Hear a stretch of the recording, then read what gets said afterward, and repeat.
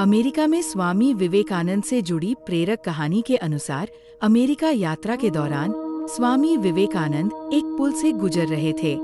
रास्ते में उन्होंने कुछ लड़कों को निशाना लगाते देखा, लेकिन इनमें से कोई सही निशाना नहीं लगा पा रहा था। इस पर स्वामी विवेकानंद रुके और बंदूक संभाल ली। उन्होंने एक के बाद एक लगातार कई निशाने लगाए।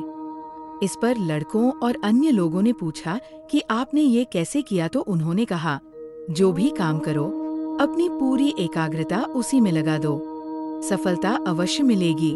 इस तरह के ज्ञानवर्धन कहानी सुनने के लिए like and subscribe. Swami Vivekananda से जुड़ा बनारस का प्रेरक प्रसंग भी आपको बताते हैं। एक बार बनारस में वह एक मंदिर से प्रसाद लेकर बाहर आ रहे थे, तभी वहां रहने वाले बंदरों के समूह ने उन्हें घेर लिया।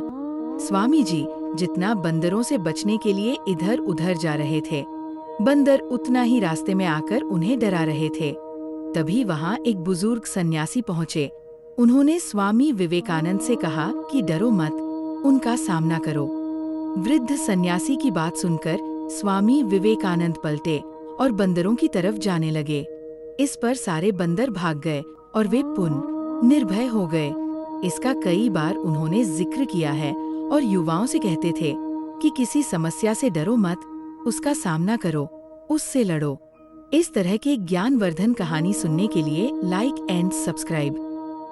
स्वामी विवेकानंद से जुड़े एक प्रेरक प्रसंग के अनुसार विदेश यात्रा के दौरान एक महिला ने उनसे कहा कि मैं आपसे विवाह कर आपके जैसा गौरवशाली, सुशील और तेजयुक्त पुत्र पाना चाहती हूँ। इस पर विवेकानंद ने कहा कि मैं सन्यासी हूँ और विवाह नहीं कर सकता, लेकिन आप मुझे ही पुत्र मान लीजिए तो आपकी इच्छा भी पूरी हो जाएगी और मुझे माँ का आशीर्वाद मिल जाएगा।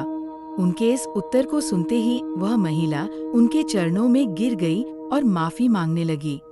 इस तरह के ज्ञानवर्धन कहानी सुनने के लिए लाइक और सब्सक्राइब करें।